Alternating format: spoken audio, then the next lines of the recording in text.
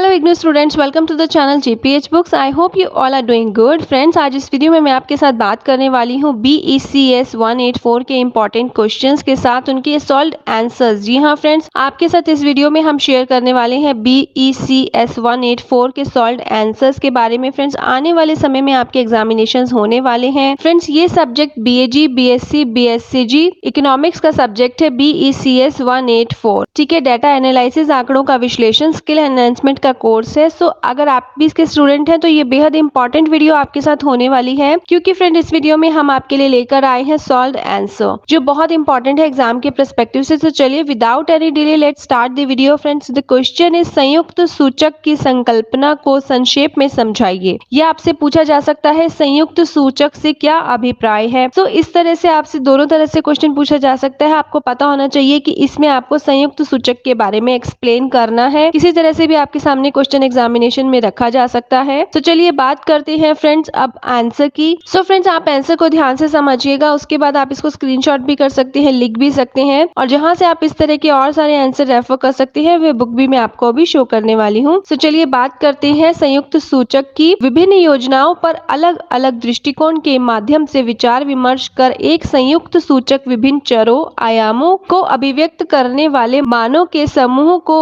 एक आंकड़े या मान द्वारा व्यक्त करता है। यही किसी बहुयामी संकल्पना के परिणाम अथवा स्तर पर कोटि को दर्शाता है। संयुक्त राष्ट्र विकास कार्यक्रम 2005 के अनुसार एक संयुक्त सूचक समाज के लिए प्रासंगिक जानकारियों से पूर्ण एक बहुयामी गुणात्मक पैमाने पर किसी परिणाम या स्तर को अभिव्यक्त करता है। तो फ्रेंड्स, यहाँ पर आपको बताया गया है कि जो योजनाएं होती हैं वो अलग अलग दृष्टिकोण के माध्यम से विचार विमर्श कर उनके लिए एक संयुक्त सूचक जिसमें आपके चर और आयाम अभिव्यक्त करने वाले समूह के आंकड़े होते हैं। उसी तरह से यहाँ पर आपको बताया गया है यदि किसी बहुयामी संकल्पना के परिणाम अथवा स्तर या कोटि को भी वे दर्शाता है। अगर हम 2005 के कार्यक्रम के अनुसार बात करें, संयुक्त राष्ट्र विकास कार्यक्रम है, तो उसमें बताया गया है जो सूचक समाज के लिए प्रासंगिक जानकारियां हैं वो एक बहुयामी गुणात्मक पैमाने पर किसी भी परिणाम या स्तर को व्यक्त करती हैं, अभिव्यक्त करती हैं। ऐसा सूचक अनेक स्वतंत्र सूचकों का एक संयोजन या अनेक संचयी सूचकों का औसत मान भी हो सकता है। मतलब जिस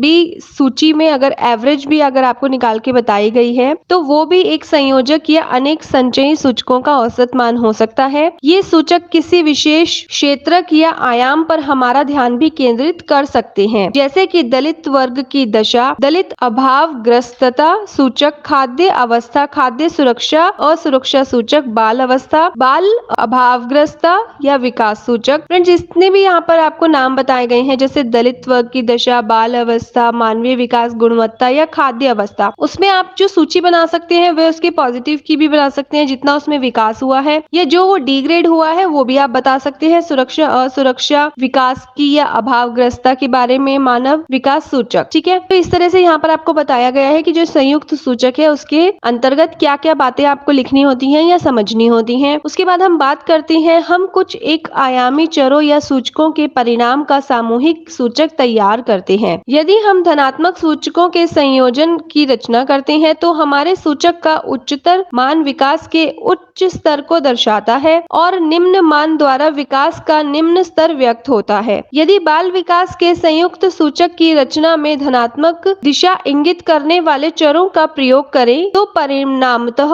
प्राप्त सूचक को बाल विकास सूचक कहेंगे, किंतु यदि ऋणात्मक दिशा में संकेत करने वाले चर, ऋणात्मक फ्रेंड्स मतलब नेगेटिव चरों को लेकर सूचक की रचना की जाए तो उसे बाल अभावग्रस्त सूचक का परिणाम दिया जाएगा। जैसे अभी मैंने आपको एक्सप्लेन किया था कि आपको इसमें धनात्मक मतलब पॉजिटिव, ऋणात्मक मतलब नेगेटिव। यहाँ पर आपको दिखाया गया है कि पॉजिटिव भी आप ले सकते हैं और नेगेटिव भी ले सकते हैं, वो आपके ऊपर है, पर वो किस तरह से डिसाइड होगा। अगर आप उसमें विकास दर्शा रहे हैं तो वो धनात्मक होगा, अगर आप उसमें किसी भी तरह की कमी दर्शा रहे हैं तो वो ऋणात्मक होगा। ठीक है, तो यहाँ पर उसे बता दिया गया है कि बाल अभावग्रस्ता उसे ही बोला जाएगा, जिसमें आप ऋणात्मक कर रहे हैं और जिसमें आप धनात्मक कर रहे हैं वो विकास सूची होगी। तो ये तो अंडरस्टूड हो गया। ओके, उसके बाद बात करते हैं जैसे बाल मरणशीलता एक ऋणात्मक चर है और बाल टीकाकरण एक धनात्मक दिशा सूचक चर है। अगर हम किसी भी टीकाकरण की एक सूचक बनाते हैं तो वो एक धनात्मक दिशा होगी, पॉजिटिव होगी कि कितने बच्चों को आप यहाँ पर वैक्सीनेशन कर चुके हो, टीकाकरण कर चुके हो। उसके बाद आपकी अगर यहाँ पर हम जो चाइल्ड